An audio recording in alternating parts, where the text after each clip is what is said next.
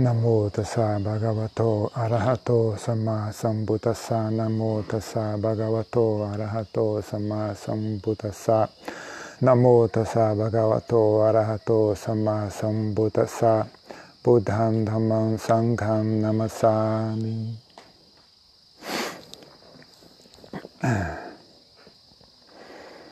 Então, na palestra de ontem a gente já falou sobre meditação de Anapanasati, né? Então, ele ensinou a meditar seguindo a respiração para dentro do corpo. Então, na verdade, na Tailândia tem vários, não na Tailândia, né, mas mesmo como é que chama? Nas escrituras antigas, né, no Visuddhimagga tem alternativas, né, sugestões de como praticar Anapanasati, né? Para quem não consegue só fixar na respiração, né? Às vezes você pode dar um pouco de trabalho para a mente fazer, né? Se a mente é muito agitada, tem muita energia na mente, ela não consegue fazer um trabalho simples, né, e fácil, como só manter a atenção conectada com a respiração. Então, às vezes, você dá um pouco de trabalho para ela fazer, para ela ficar ocupada, né? Em vez de ficar dispersa pensando em outros assuntos, né? Você dá alguma tarefa para ela cumprir, aí aquela energia fica pelo menos ali no assunto, né, da meditação. Não é o tipo de coisa que dá para fazer exclusivamente, né? Chega uma hora que você tem que largar essas práticas adicionais e só fixar na respiração, né? Mas isso é algo que vem assim meio que naturalmente, né? Você não precisa se preocupar com esse assunto, né? Você não precisa se preocupar quando é que eu largo, sei lá, você está usando a contagem, contando as respirações, né? Quando é que eu paro de contar a respiração? Você não pensa nisso, né? Você só vai praticando. Quando a mente se pacificar ao ponto dela largar sozinha, né, a contagem ou a recitação do mantra, então é uma coisa que ocorre naturalmente, né? Você não precisa ficar tentando adivinhar se eu tenho que largar, não tenho que largar, onde é que eu foco a respiração. Então tem vários tipos diferentes, né? Então no Visuddhimagga ele menciona, por exemplo, a prática de contagem, né? Então você vai contando as respirações. Então quando você inspira, expira, conta 1. Inspira, expira, 2. Mentalmente, né? Sem falar em voz alta. 3, 4, 5, até 10. Depois de 10, 9, 8, 7, 6, até 1. E vai contando. Isso é uma forma de manter a mente ocupada. Se a mente é muito agitada, não tem, tem muita energia na mente, ela não consegue relaxar e soltar e ficar numa atividade simples, né? Então você tenta dar um pouco de complicação para ela, um pouco de trabalho para ela ficar ocupada, né? Então fica contando de 1 a 10, de 10 a 1, etc. Se você quiser aumentar um pouco a dificuldade, você conta de 1 a 10, de 10 a 1, depois de 1 a 9, de 9 a 1, de 1 a 8, de 8 a 1, de 1 a 7, de 7 a 1, 1 a 6, etc. Né? Até chegar de 1 a 2, 2 a 1, de 1 a 2, de 2 a 1, de 1 a 3, de 3 a 1, de 1 a 4, de 4 a 1, e vai subindo de volta, né? Vai até o 10, vai reduzindo do 9, 8, 7, até chegar no 1. Vai do 1 de novo, vai subindo até o 10, né? Isso dá trabalho para você ficar fazendo, né? Para você ter que ficar lembrando, né? Porque conforme você vai respirando, vai ficando lenta a respiração, né? Você fica 1, 2... Aí, caramba, qual que era? Agora era até 5 ou era até 6? Você esqueceu já. Aí você tem que prestar bem atenção, né? Além da contagem do 1, 2, 3, tem que lembrar, dessa rodada vai só até o 7. Aí chega no 7, o próximo agora é 6. Né? Você tem que ficar tentando lembrar, né? Então deixa a mente ocupada. Deixa a mente preocupada, né? E qual que é a próxima? Agora é de 1 a 7? 1 a 7 já foi, né? Não, acho que agora é 6, né? Então, aí você tem que usar mais atenção, né? Que dá mais trabalho para a mente fazer. Isso é uma forma de manter a mente ocupada, dar mais assunto para ela, talvez se interessar um pouco mais na prática, né? Se ela fica muito dispersa, né? Então você dá um trabalho mais difícil para ela fazer, né? Então essa é uma opção, né? Fazer contagem de 1 a 10, de 10 a 1, ou então quiser aumentar ainda mais de 1 a 10, de 10 a 1, de 1 a 9, de 9 a 1, de 1 a 8, tal, até chegar no 1. Aí começa a subir de novo, de 1 a 2, de 1 a 3, de 1 a 4. Né? E subindo e descendo, né? 1 a 4, 4 a 1, 1 a 5, 5 a 1, 1 a 6, 6 a 1. Vai contando dessa forma, né? Vai manter a mente ocupada. Então ajuda para quem está começando, né? Mente muito agitada, muito confusa. No começo pode ser útil fazer esse tipo de prática, né? Então outra coisa que também as pessoas fazem, não está no Visuddhimagga, mas na Tailândia, uma tradição que surgiu na Tailândia, parece que em outros países não tem essa tradição, né? Recitar um mantra, conforme você inspira e respira. Então na Tailândia eles recitam Buddho, né? Então você inspira mentalizando o som Bu e expira mentalizando Do. Então Bu, Do, Bu, Do, Bu, Do, junto com a respiração. Agora, se a pessoa tem uma mente muito agitada, muito confusa, você também pode recitar Buddho de maneira contínua, né? Desvinculado da respiração, né? Então, assim, independente da respiração, você fica repetindo de maneira contínua, Buddho, Buddho, Buddho, Buddho, Buddho, Buddho, Buddho, Buddho, Buddho, Buddho, Buddho, Buddho, né? Mentalmente, dessa forma, né? Então, também pode ser compatível com algumas pessoas, né? Para quem está começando, a mente é muito agitada, muito confusa, você pode tentar forçar a mente, né? A esse tipo de coisa. Esse tipo de prática é bom para quem corta os pensamentos, né? Você ocupa a mente dessa forma, corta os pensamentos. Você tem muita aversão aos pensamentos, deixa a mente irritada, né? Então você pode usar esse tipo de coisa, esse tipo de recurso, né? Tentar bloquear os pensamentos e obrigar a mente a ficar conectada ao corpo, né? Agora, a terceira opção foi o que a Ajahn Chah mencionou também, né? Que é quando você começa a inspiração, você deixa a mente focada na ponta do nariz.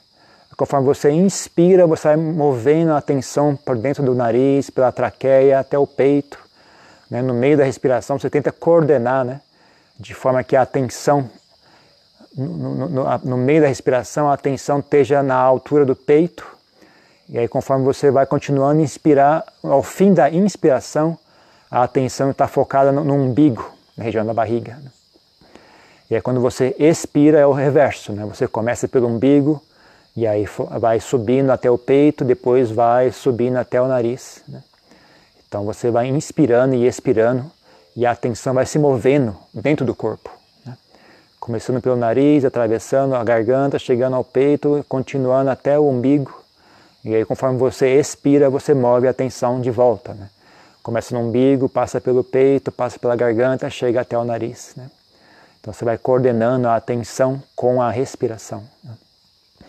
Então isso também, para algumas pessoas, pode ser bem útil, né? Ajuda a conectar a mente ao corpo, né? Ajuda um pouco a soltar um pouco essas energias todas, né? Às vezes pessoas muito travadas por dentro, né? Então você fazer isso ajuda um pouco a limpar, a soltar um pouco esses nós, né? Pessoa muito travada ajuda a relaxar um pouco, soltar internamente, né? E deixa a mente mais ocupada, né? Dá um trabalho mais difícil para a mente fazer, né? Mas como a Ajahn Mahabua é muito enfático nisso, né? Cedo ou tarde tem que parar de fazer isso, né? Aliás, a Ajahn Mahabua ele não gosta dessa prática, né? Ele fala, não faça isso. Ele é bem bravo, né? Não faça isso. Mas a Ajahn Chah fala, não, pode fazer, não tem problema. Não. Só que mesmo a Ajahn Chah fala, né? Você tem que parar, né? Você começa com isso só até a mente se estabilizar e ficar mais obediente, né? Mais tranquila. Aí, quando a mente está mais obediente, mais tranquila, você foca ela num único ponto, né? E mantê-la fixa naquele ponto. Se não focar ela num único ponto, ela não concentra, ela não vira samadhi de verdade, né? Não tem como, né? Esse tipo de atividade é muito grosseiro, né? Ocupa a mente, ela não consegue se concentrar, não consegue soltar de verdade, né? Então, para a mente se largar mesmo, né, e se concentrar e se pacificar, tem que conseguir focar num único ponto, né?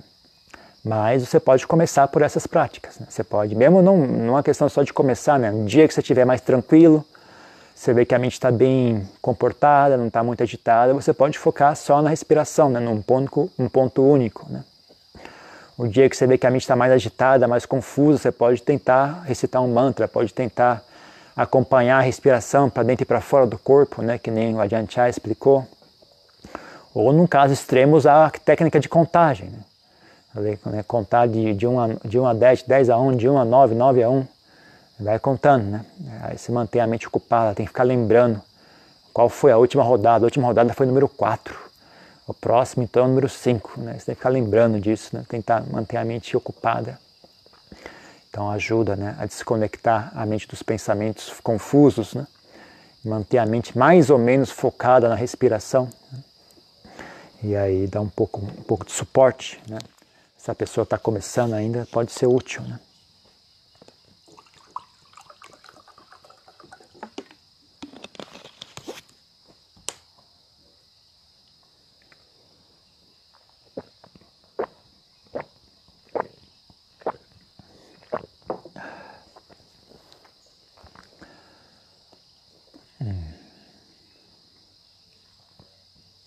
Alguns mestres, né, ensinam a focar a atenção, em vez de você achar que é focar a atenção num único ponto, né?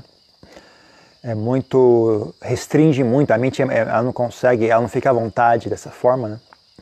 Alguns recomendam focar no corpo inteiro, né? Simplesmente estar ciente do corpo, conforme você inspira e respira, né? Simplesmente estar ciente, sentindo o corpo, né? Não num lugar específico, no joelho, na perna, no braço, não, só o corpo inteiro, como um único objeto, né? Uma atenção mais relaxada, uma atenção mais ampla, né? Uma atenção relaxada no corpo durante a respiração. Só isso, fica aí sentado sentindo o corpo, enquanto você inspira e expira, né? Ciente da respiração, né? Então, para algumas pessoas, isso é mais produtivo do que focar num único ponto assim fixo, né? Na ponta do nariz, no peito, ou na garganta, no estômago. Um ponto muito estreito, né? Para algumas pessoas não funciona bem. Então elas podem escolher focar no corpo inteiro.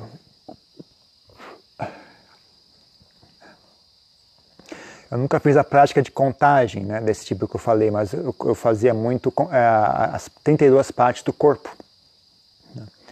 Então, eu estava em Pali, né? Kesa, Loma, Naka, Danta, Chato, Mansan, Naharu, Ati, Minjang, Wakan, Hadayan, Yakanan, Kilomakan.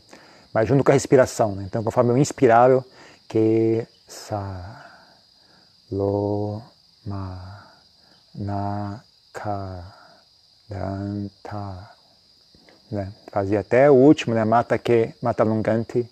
Depois vinha em ordem reversa, Matake, Matalunganti, até chegar no começo, né?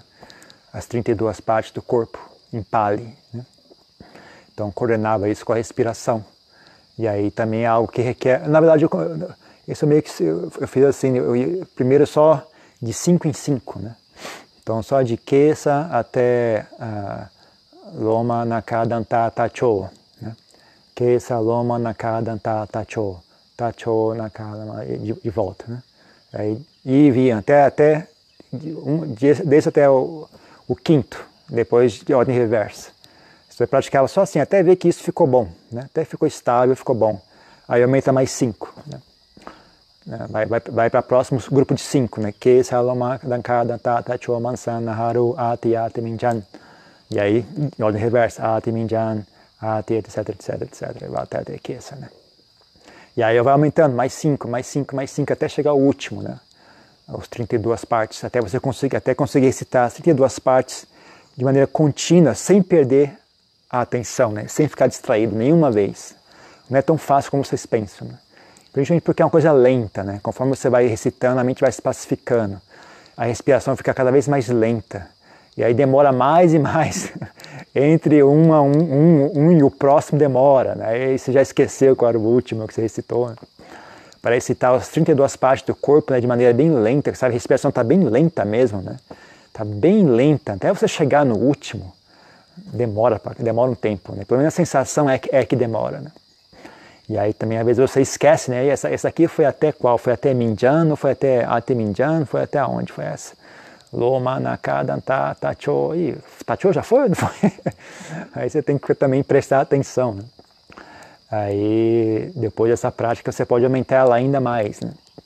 Você pode, junto com recitar, né, o nome em Pali, você traz a imagem, né, da parte do corpo. Então, Kesa, você traz a imagem do cabelo, um fio de cabelo. Loma, você traz a imagem de um pelo.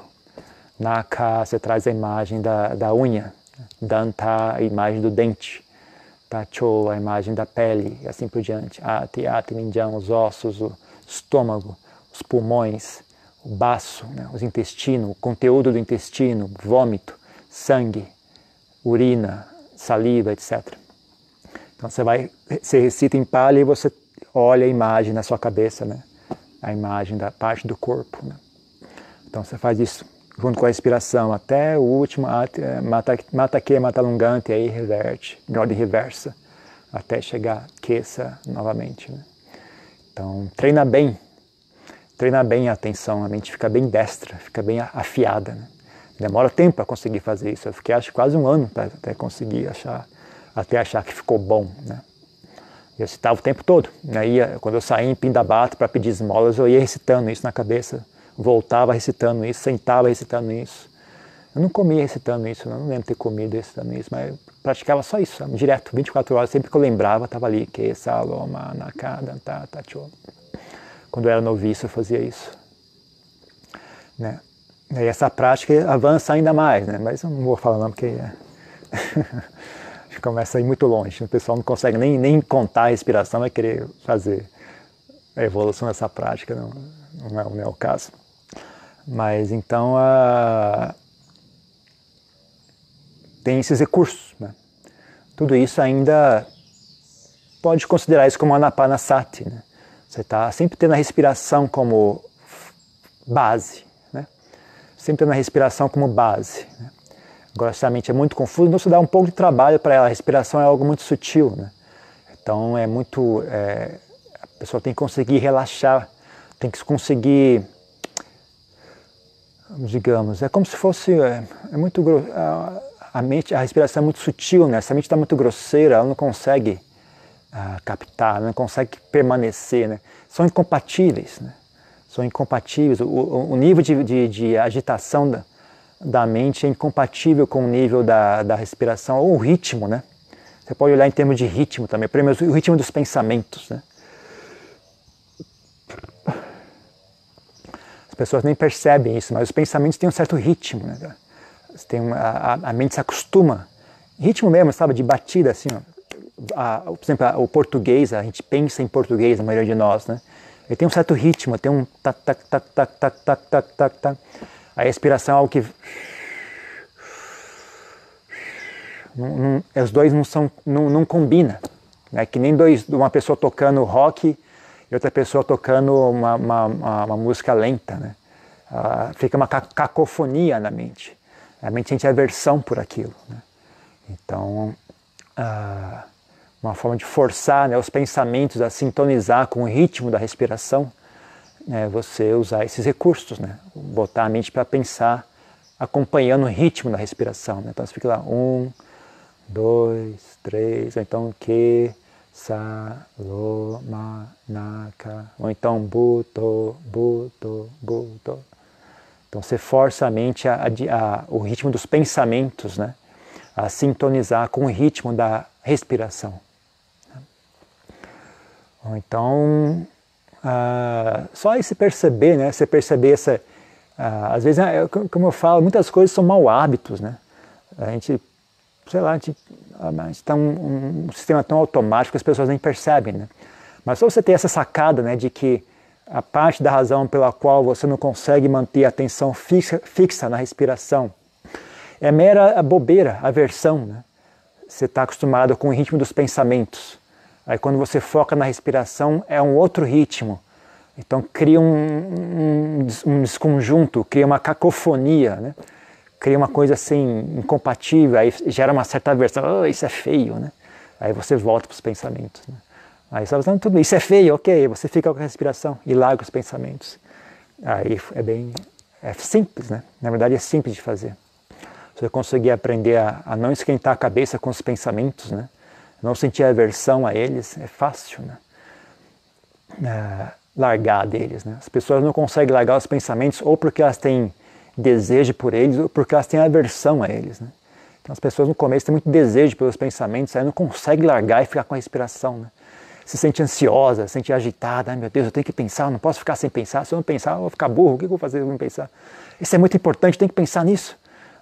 Aí com o tempo você consegue largar esse apego tão obcecado com os pensamentos, né? Mas aí vem o segundo obstáculo, né? A pessoa sente aversão aos pensamentos. Ela consegue largar o desejo, mas aí tem essa incompatibilidade, né? Ela começa a achar feio os pensamentos. E aí ela não consegue, aí isso agita a mente dela, né? Ela acaba voltando para os pensamentos só para poder evitar essa sensação de desconforto, né? Sensação de aversão, né? Então, mas se você consegue largar o desejo e a aversão pelos pensamentos, é fácil focar na respiração. Não precisa parar os pensamentos, que as pessoas falam, né? Ah, minha mente não para. Dane-se, ninguém mandou você parar a mente, né? Na verdade, o que acontece é você se absorve na respiração, né? É que nem uma pessoa que está assistindo um filme.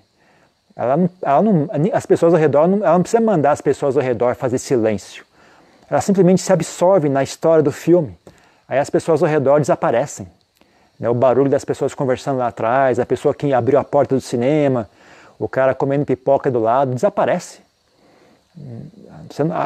Seu campo de atenção se abstrai daquilo, né? Então os pensamentos não precisam parar. O que acontece é o seu campo de atenção se absorve na respiração. E aí é como se os pensamentos desaparecessem. Não é que eles desapareceram, é você que parou de prestar atenção neles, né? Então mesmo que você preste atenção nos pensamentos para tentar pará-los, você já está sabotando o seu esforço, né? Mesmo porque você não consegue parar os pensamentos. O trabalho da mente é pensar, o trabalho do cérebro é pensar, né? Então não tem como você pedir para o cérebro parar de pensar, né? Ou ficar pensando sobre como é que eu paro de pensar. É totalmente estúpido, não tem como isso acontecer. Através do intelecto você jamais vai conseguir parar os pensamentos, né? Então você tem que adquirir uma certa inteligência emocional, né, para conseguir esse cessar, né? Não, mesmo que não sejam... Eu não sei dizer, por exemplo, se os pensamentos realmente param ou não. Eu sei dizer que a mente se concentra e eles se tornam irrelevantes, né? Então nem sei dizer se eles estão ainda pensando, né? Eu sei que a mente simplesmente não faz mais contato. Quer eles existam ou não, não é mais assunto da mente, né? Mas, segundo esse pessoal que bota eletrodo na cabeça dos monges, parece que para mesmo, né? O cara para sentar a meditação, bota os eletrodos na cabeça do cara, a atividade mental parece que para, né? Então, talvez, né, o segredo para parar os pensamentos é justamente esse, né? Você para de se interessar por eles, né? Eles precisam de atenção para existir, né? Se você está interessado neles, quer seja porque você tem apego ou porque você tem aversão, então você continua alimentando a máquina, né, de pensamentos, então eles não vão parar, né? Eles só param quando você para de se preocupar, para de esquentar a cabeça, para de desejar, para de odiar, né? É algo que é feito pelo coração, não pelo intelecto, não pela cabeça. Não é a cabeça que faz isso, é o coração que faz isso. Então não tem como, né, você ler livro até conseguir pacificar a mente. Ou você ficar analisando e raciocinando como é que eu faço para parar de pensar. Isso não vai dar em nada. Você tem que sentar consigo mesmo, né, e aprender a fazer contato, né, aprender a fazer contato, aprender a manipular, aprender a guiar a sua mente, aplicar as suas energias, né? Aprender a relaxar, aprender a energizar a mente, aprender a desenergizar a mente, né? Aprender a focar focar o fluxo da mente de uma maneira ou de outra. Tudo isso, né? Você tem que estudar isso em silêncio, né? Fazendo, não pensando a respeito, nem lendo a respeito, nem ouvindo falar a respeito.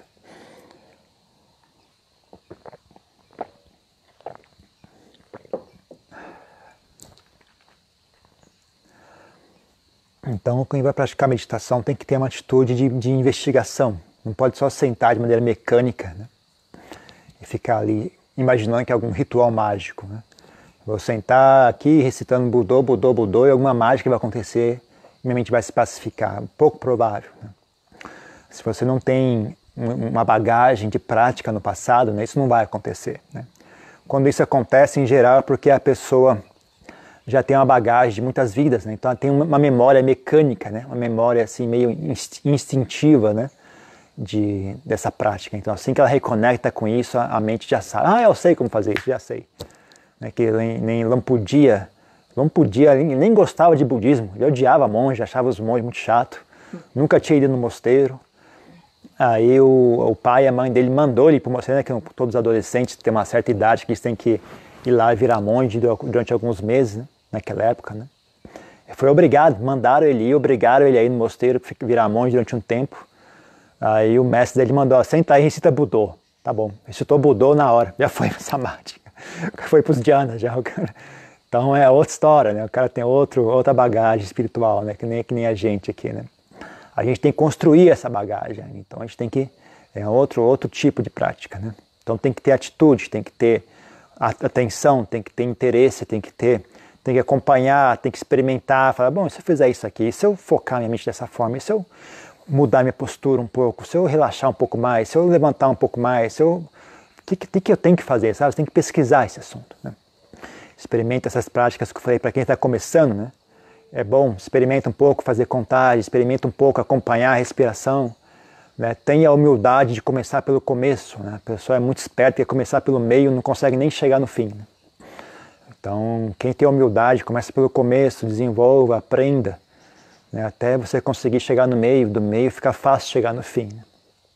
Mas o pessoal é muito esperto, né? Já quer praticar uma maneira mais elevada, não consegue fazer progresso algum, fica só andando em círculos, né? E não consegue fazer progresso, né? Então experimente, né? Tem um pouco de atitude na prática, tem um pouco de pesquisa, tem um pouco de curiosidade, tem um pouco de experimentação, né? Mas o segredo é ter interesse, né? Tem que ter interesse e dedicação, né? Quanto mais tempo você dedicar, melhor, né? Mesmo que você não precisa necessariamente sentar em postura formal de meditação, porque o corpo também não está acostumado com essa postura, né? Então, às vezes é contraprodutivo você ficar muito tempo sentado de pernas cruzadas, né? Então, você senta na medida que for apropriado sentar, você senta, mas aí você levanta e continua meditando, mesmo de pé, né? Você senta de novo, mas senta numa cadeira normal, mesmo senta encostado na parede, né? E continua meditando. Aí você levanta um pouco, vai caminhar e continua meditando. Aí você volta, senta de novo e continua meditando. Você deita e continua meditando. E assim por diante, né? O importante da meditação é uma busca interna, né? É um interesse interno, né? Mas não é o caso de dizer que qualquer postura serve, né? A postura sentada, formal, é muito importante, né? É a postura mais excelente para você conseguir progredir na prática, né? Mas é impossível manter essa postura para sempre, né?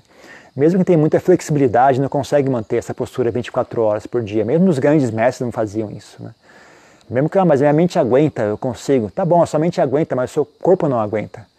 Começa a dar problema de digestão, começa a dar muitos problemas. Você fica toda hora sentado, né? Começa a dar problema de digestão e outros problemas também no corpo, né? Então você não pode ficar só sentado o tempo todo. Mesmo que você consiga, ainda assim você não pode fazer isso, né? Então é importante levantar e caminhar, mas ainda assim continuar meditando, né? Então você senta de maneira mais relaxada, mas você continua meditando. Às vezes você deita e continua meditando, né? Mas assim que o seu corpo descansou e está em boa condição, você volta a sentar em maneira formal, né? Com as pernas cruzadas, corpo ereto, cabeça equilibrada com os ombros relaxados, né?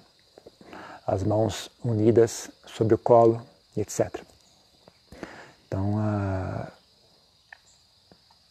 aprenda a fazer contato consigo mesmo, aprenda a sintonizar a mente com a respiração.